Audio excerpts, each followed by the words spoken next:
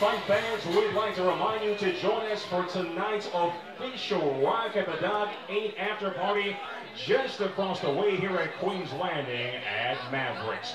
We are set for the Rock at the Dock 8 main event of the evening, presented by Camp Rock MMA and Cross Training at exit 25 off 577 in Huntersville. The following bout is scheduled for 3 5-minute rounds in the Rock's professional middleweight division. Introducing first, the man standing to my left and fighting out of the red corner. He stands 5 feet 11 inches tall and weighed in at 184 3/4 pounds. He is a wrestler and Brazilian Jiu-Jitsu specialist. His professional record, 2 victories opposite a single defeat. Fighting out of Mooresville, North Carolina, by way of Compton Lakes, New Jersey, Tommy Diablo Dibernardo.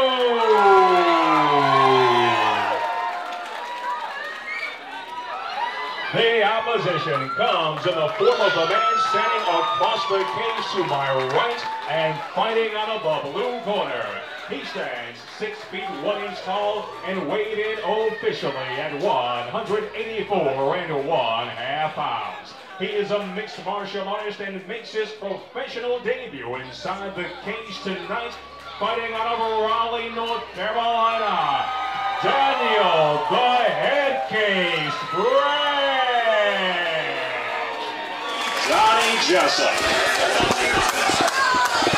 All right, folks, here we have it, the main event of the night. At all times. Touch him up, good luck and back him up. I gotta say, I'm excited to see this fight. I don't want to do this. I want to sit back and watch. Yeah, Tommy Dibernardo, definitely a hometown hero. Coming in with his opponent, we don't know much about him. It's his amateur debut. He looks calm, he looks ready, so all we can do is wait to see how it plays out. Yeah, I know Tommy normally fights at 170 as a pro. He's gone up to 185 for this fight, but he is looking lean, he's looking big, he's looking ripped, he's looking quick. Oh, straight for the takedown, there it is. As I said, I think it's going to depend on the opponent's wrestling, because Tommy's got great wrestling years of experience, and the opponent can't defend the takedown. As you just saw again with that nice double leg. This is where Tommy wants to fight. This is where Tommy wants to be. He wants to be on top. He's passing into half guard right now. This is where Tommy feels comfortable. This is where he's got his power. Tommy's a wrestler, jiu-jitsu. He's going to try to maintain a dominant position, land some ground and pound, and in this fight. So it's all about how his opponent's able to defend the takedowns and work off his back. He looks very composed over there. He doesn't seem to be too nervous. Yeah, he does. He looks calm and composed. He's trying to get a few shots in. At the moment, he's just getting out wrestled and out strength. And I'd like to see Tommy. He got the more dominant position. I'd like to see him posture up, try to land some strikes, maybe some elbows. Tommy with some really tight pressure, not letting this guy move, working his underhooks. It's a good game plan for Tommy.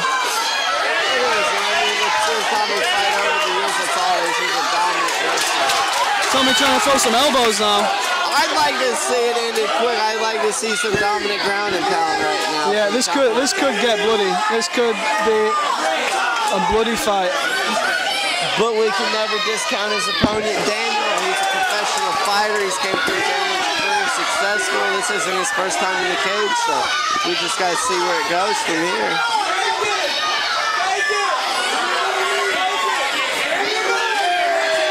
Tommy's landing some nice knees. Those knees don't feel good.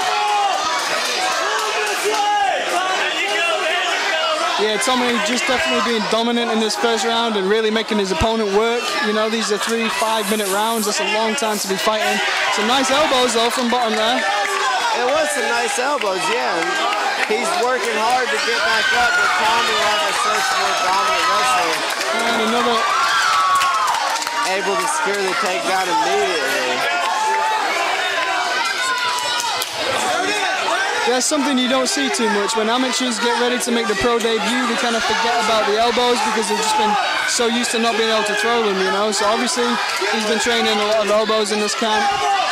And, you know, it could open a cut up on Tommy, which right now is his best bet, is to try and open a cut. Exactly. And Tommy's going to wear him out. It's hard to really do too much in the bottom position without really good Brazilian jiu-jitsu. Tommy's been dominant this whole 5 minutes. Tommy is just stuck to him like glue. And that's what I don't want to go against when I'm going into the cage. Somebody with dominant wrestling, if you don't have the experience and the years in it, somebody that's got years put into wrestling, there's really nothing you can do if you're not able to overpower them or use work off the bat. No, he's not suffered too much damage, but this is just a grueling pace that Tommy is keeping. And I mean, he's losing. He has to do something. You know, he has to improve his position. He has to do something because right now he's losing, but he's working to get up. He's making shots, throwing his elbows. I'm excited. I'm glad to see that he is still working, trying to do damage. Right, he's trying to work his way up now, and Tommy just takes him down again. And I'd like to see Tommy able to do some more damage. I don't want to see.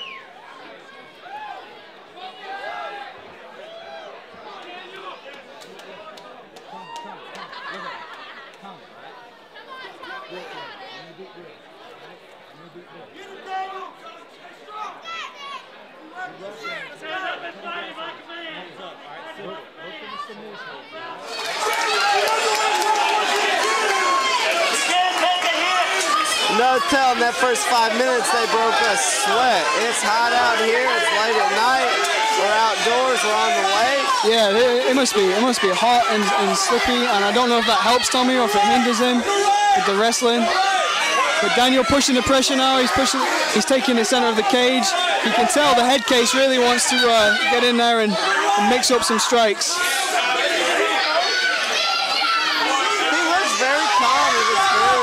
In there, which I'm impressed with this first pro fight.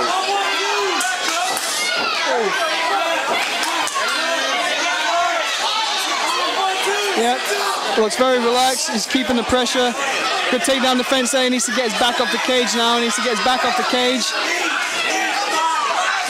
This is where Tommy wants to be in the fight. He wants to be in tight. He wants to grind.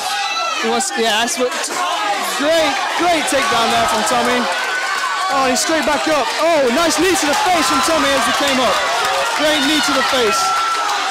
The head case just took it though. Look at those swinging away. This is becoming a good round. Oh, this is what I want to see in a fight right now. They're both at it. Tommy took a knee and takes him down for his efforts. Tommy's wrestling is what is dominant. It is going to take him far in his career because a solid wrestling base is something you cannot get, you can't learn. It only comes with years of experience.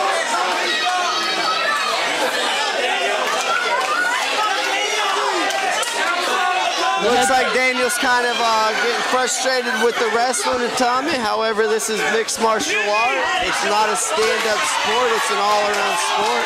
So he's going to have to work on his wrestling defense if he doesn't want to be taken down. It's not always going to be a stand-up fight. Yeah.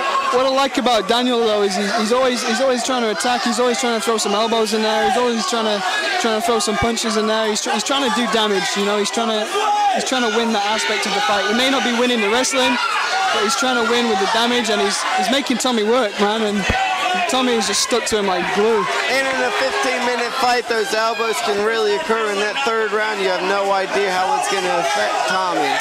Referee stands it up right now, and I'm excited for the call. They really weren't working to progress their position and do any damage. Nice jab landed by Tommy.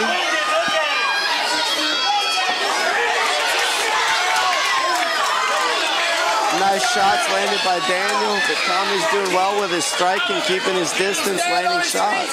Yeah.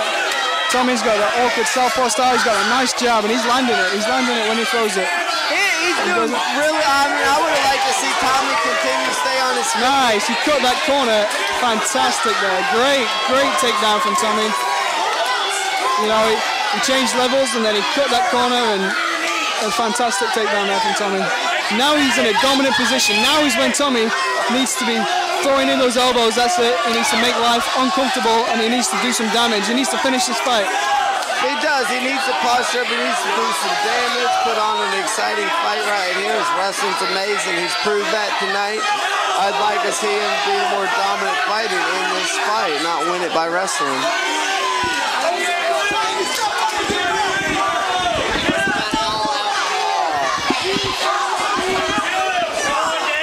Yeah, Tommy keeping the dominant position now, not giving the head case an inch of space.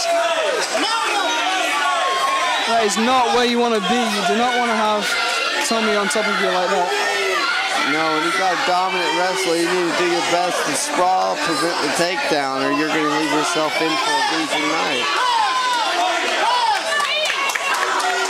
Daniel's working now, and he's doing a good job of not taking too much damage on his back, you know. No, he's not doing too much damage. I'm 100% in agree with you, but you're not going to win a fight, whether you come out looking good or bad. When you're on your back for 3 rounds, you're not going to come out victorious, whether you took a beating or not. Tommy is just pushing a grueling pace, though. I mean, you can see these guys, they don't stop moving. They're constantly moving. And this is how the pros are. This is the difference between the amateurs and the pros.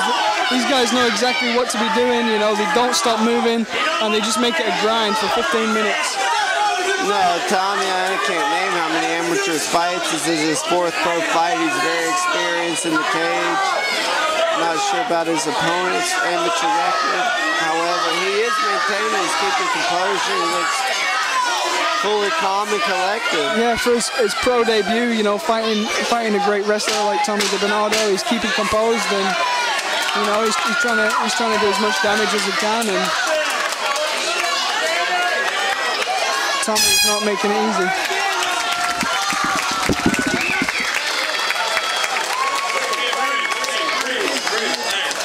Daniel, the head case, going back to his corner, looking a little bit disappointed.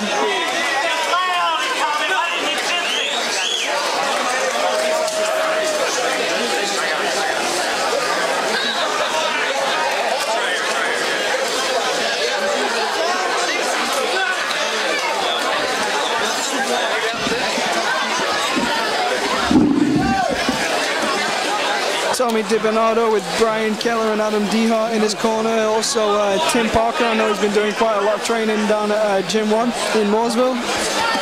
Doing a lot of boxing and doing some of his wrestling down there. I'm not too sure about the other guy. I know the other guy's from Raleigh. I'm not too sure what school he's from.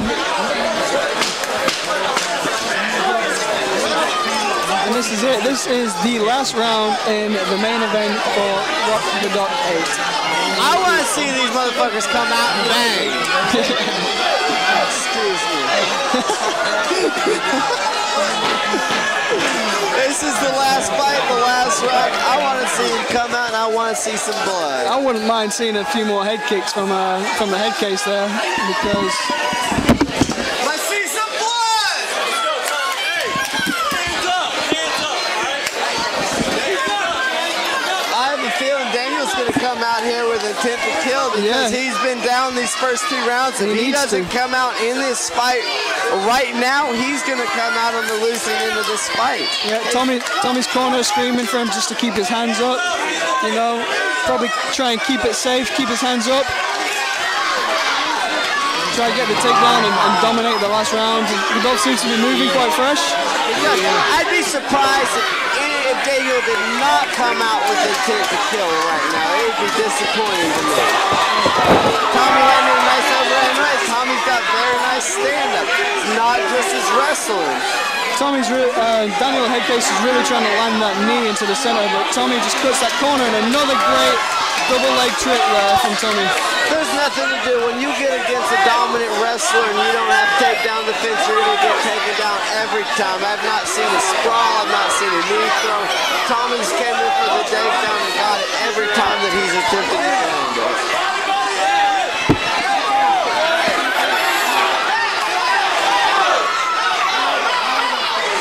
Seems like Tommy's got a dominant position now. If he can just try and get his right arm free, kind of pull him back off the cage a little bit, posture up. Now would be some time for some elbows. He's full man. I'd love to see him posture up and start landing some strikes and some elbows and do some damage to his opponent. Nobody's been busted open, nobody's been bloodied, which is what I like to see in fights. Now this is what we want to see. I spoke too soon. Tommy laying down with some elbows. I want to see him continue to do some damage. Daniel doing a good job, you know, not taking too much damage right there, but he can't afford for Tommy to posture up and throw elbows like that. Oh, he can. He knows so. He's got to know if he doesn't get up and stand to the feet and do something, this fight is going to be a loss for him.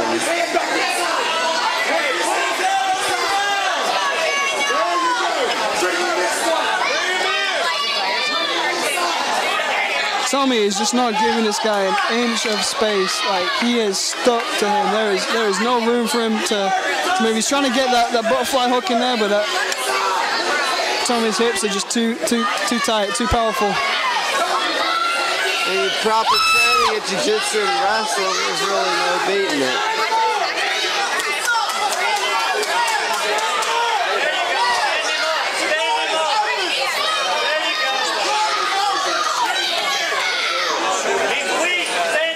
Daniel, the head case's corner, is kind of pleading with the ref to stand him up now, and I can understand why. I think Daniel has to do something incredible now in this last couple of minutes to seal the deal, but Tommy is just not letting him, you know. No, I mean, if Daniel doesn't get off his back and end this fight and see the spectacle, he's coming out with the loss. Tommy's corner screaming for elbows now. He could posture up and throw some elbows right now. This would be the time. Too late, he's back into half guard now. Daniel's going to have to go back to the drawing board, work on his wrestling defense, and try to come back with a better game plan next time. I hope to not go against a wrestler with such high qualities.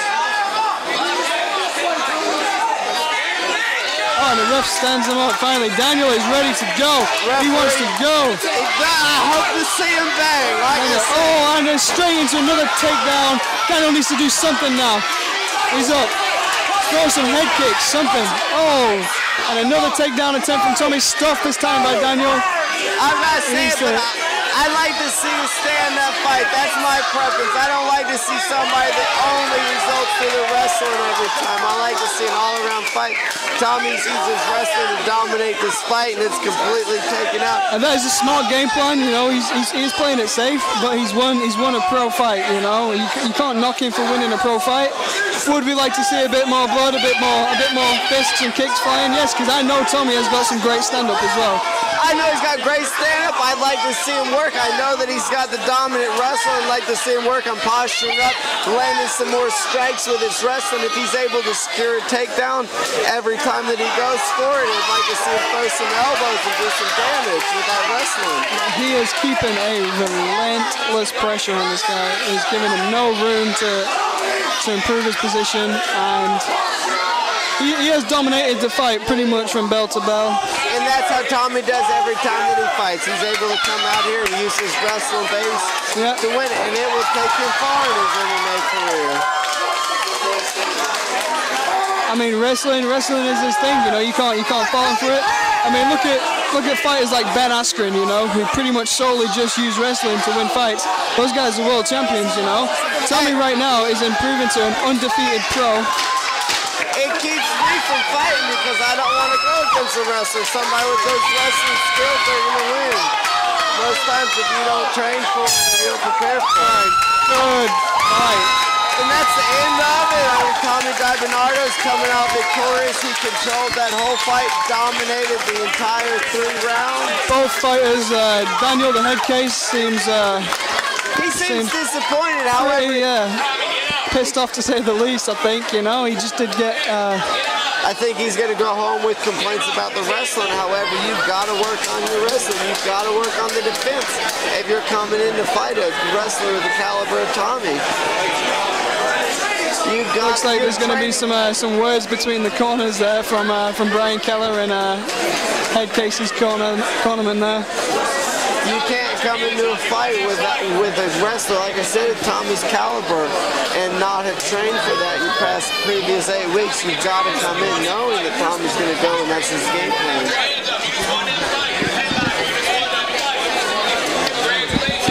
Congrats to Tommy, though. He did great. Glad to see him come out victorious. Tommy said he's pretty spent. He left it all in the cage, and that's all you can ask.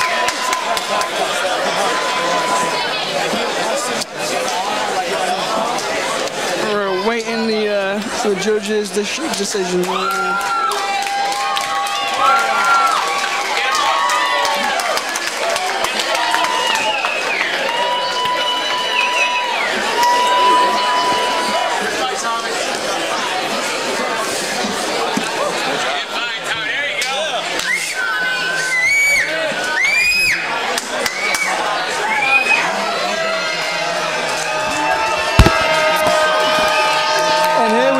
Folks, this wraps up Rock at the Dock 8 with Tommy Dibernardo as your main event. We were supposed to have Roger the Leprechaun Carroll as the main event tonight, but with problems from his opponent, that fight didn't happen.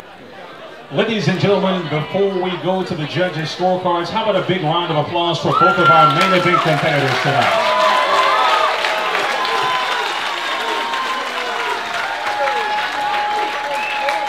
We'd also like to quickly remind you to join us for the official Rock of the Dock 8 after party just across the way here at Queen's Landing inside of Mavericks, where we have a full buffet to serve you. We go to the judges' scorecards for the final decision. Pedro Claudio, Valerie Dorset, and Steve Elliott all scored this bout 30-27 in favor of your winner by unanimous decision, Tommy Dibernardo.